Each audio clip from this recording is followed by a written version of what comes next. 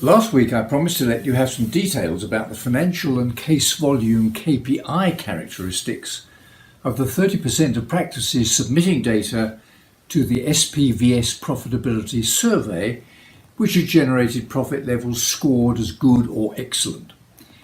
The data is derived from 141 separate independent and joint venture practices in the UK, and for the purposes of the survey, profit is defined as earnings after interest, depreciation, owner's remuneration and an appropriate property charge if not otherwise included in the accounts.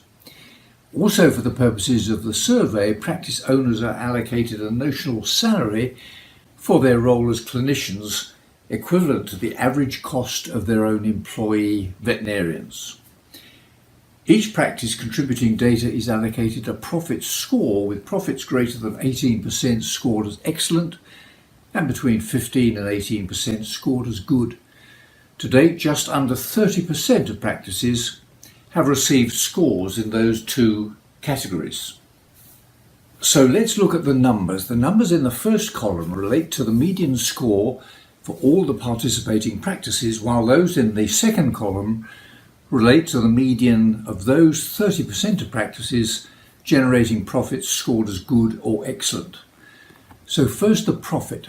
The median for all practices was 9.3%.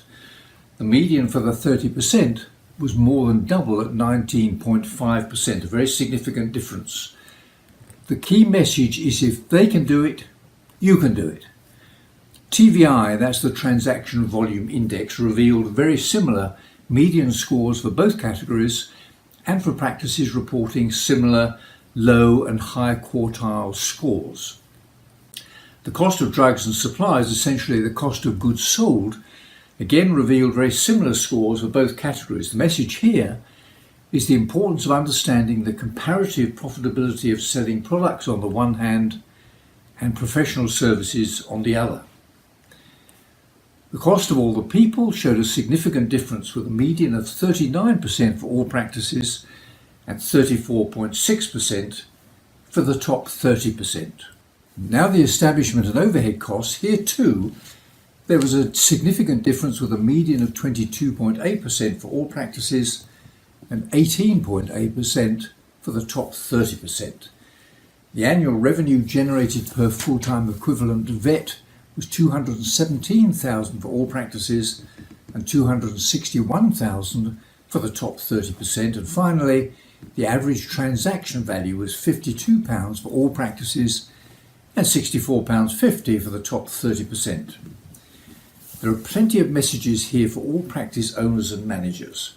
Perhaps the first is that you don't have to be busy to be profitable. Each of the three cost headings is important, but it's clear that the most profitable practices are those able to maximize the practice revenue, so that in particular they're able to keep the cost of the practice team, the premises and the practice overheads as a percentage of revenue below the median for all the participating practices. Every practice submitting data receives a report comparing their results with the generic quartile data for all the other practices. It's quick, it's easy, and it's free. You don't need to be a SPIVS member to submit data in the UK, and the survey is available online for practices anywhere in the English-speaking world. Here's the link, so give it a try. You'll be very glad that you did. See you next time.